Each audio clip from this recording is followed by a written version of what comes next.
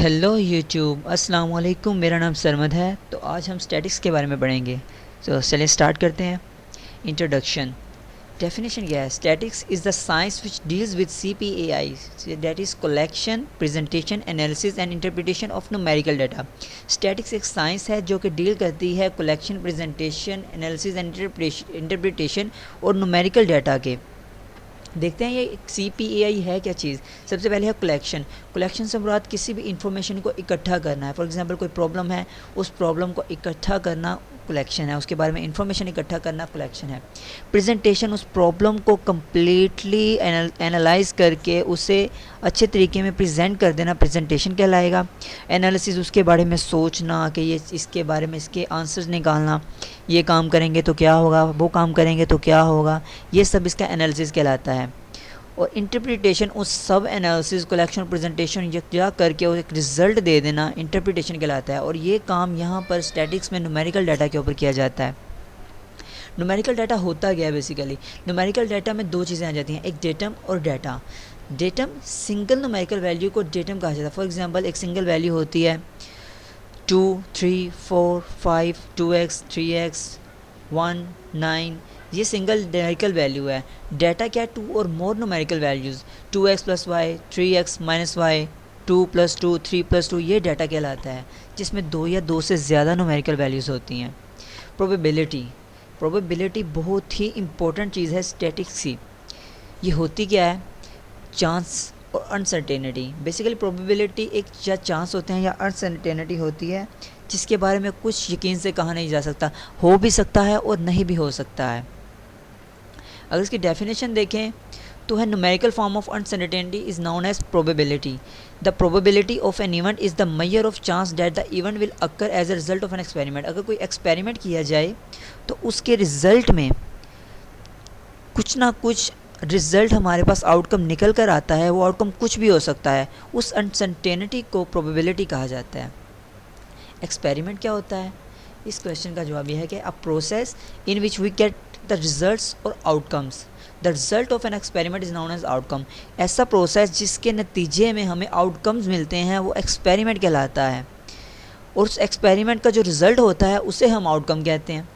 Random experiment क्या होते हैं? ये भी इसकी स्टैटिक्स की एक बहुत ही अहम चीज़ है। Random experiment, a process which generates an outcome is known as experiment, but a process that generates different outcome under similar condition is known as random experiment. ऐसा प्रोसेस जिसमें कई तरह के हम आउटकम्स हमारे सिमिलर कंडीशन में आ रहे होते हैं, रैंडम एक्सपेरिमेंट कहलाता है। फॉर एग्जांपल अगर हमारे पास एक बॉल है, बॉल को हमने दीवार पर मारा, दीवार से सीधा वापस आई हमारे पास। सेकेंड टाइम मारा तो सेकेंड टाइम बॉल टकरा कर किसी और डायरेक्शन में वापस आई। कंडीशन सेम है कि हम बॉल दीवार से टकरा रही है, लेकिन वापस आते वक्त उसकी डायरेक्शन चेंज हो रहती है। ये होता है रैंडम एक्सपेरिमेंट। ट्रायल क्या होता है? A single performance of an experiment is known as trial. आगे हम पढ़ेंगे sample space, sample units, events, sample and simple compounds, independent and dependent events. ये कुछ बेसिक डेफिनेशंस हैं स्टैटिक्स की जो कि बहुत ही यूज़फुल होती हैं आगे पूरी की पूरी स्टैट में। सबसे पहले देखते हैं सैम्पल स्पेस क्या होता है।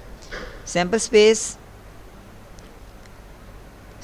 set of all possible outcomes of an experiment, it is known as sample space. Sample space से मुराद ऐसे तमाम आउटकम्स हैं जो कि एक्सपेरिमेंट करने के नतीजे में हमें हासिल होते हैं। सैम्पल स्पेस एस और यू से रिप्रेजेंट करते हैं।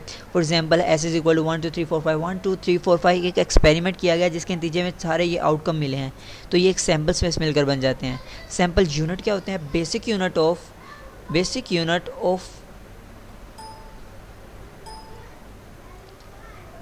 Of sample space S is equal to 1 और 2, दो अलग अलग यूनिट बने हैं। मतलब ऊपर सैम्पल स्पेस में 1 2 3 4 5 को निकाल कर 1 2 अलग अलग निकालिए तो ये बन जाता है हमारे पास सैम्पल यूनिट्स।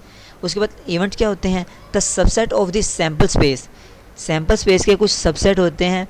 सैम्पल स्पेस के सबसेट दो तरह के होते हैं, एक तो सिंपल इवेंट होता है और एक कंपाउंड इवेंट होता है। सिंपल इवेंट्स में क्या होता है? An event which contains one simple points is known as simple events.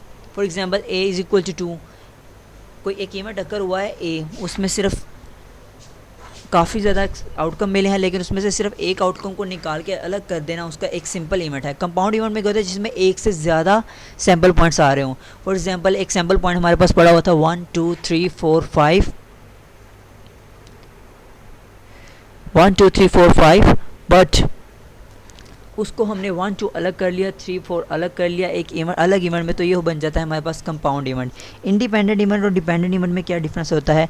If the occurrence of an event does not effect the occurrence of another event, अगर कोई एक इवेंट अकर हो रहा है उसका इफेक्ट किसी दूसरे इवेंट पर अकर होने वाले इवेंट पर ना हो, तो ये इंडिपेंडेंट इवेंट कहलाते हैं। जबकि इसका बिल्कुल reverse, for example the occurrence of an event effect on the occurrence of another event, it is known age dependent event. तो ये कुछ बेसिक डेफिनेशन थी स्टैटिक्स की, इसके बाद बाकी बाद में पढ़ेंगे। Thank you for watching. अल्लाह हाफिज़।